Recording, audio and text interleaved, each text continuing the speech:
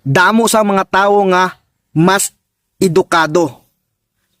Pero amo pa ang mga tawo nga magahaboy sang pulong nga masakit sa imo. Mga pulong nga makadula sang respeto. Mga pulong nga makabukas sa pilas nga hindi na mag-ayo.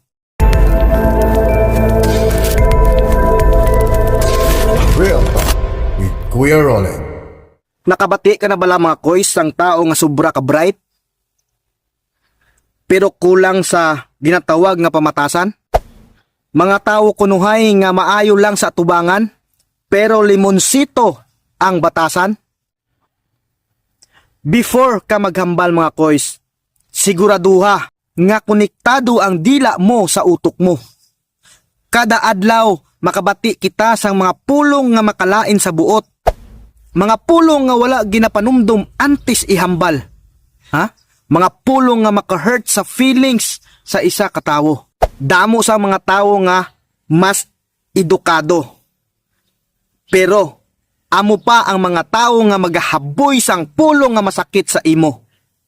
Mga pulong nga makadula sang respeto.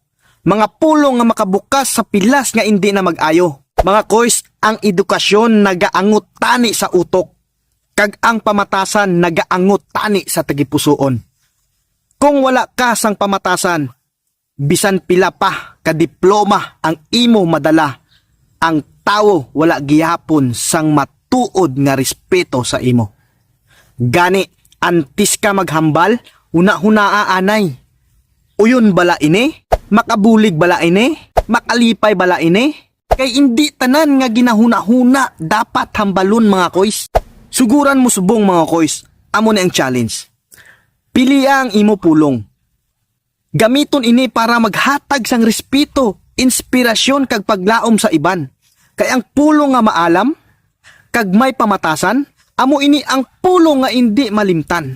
Busa, sa sunod nga maghambal ka, pamangkot sa imo kaugalingon.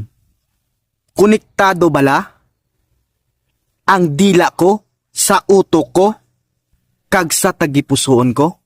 Kay ang mga tao nga maalam sa edukasyon pero malaw ay ang pamatasan, wala gid sang matuod nga kahulugan. Kaya ikaw mga koys, pili ka. Maedukar lang o kun maedukar nga may pamatasan. I hope makabulig sa inyo.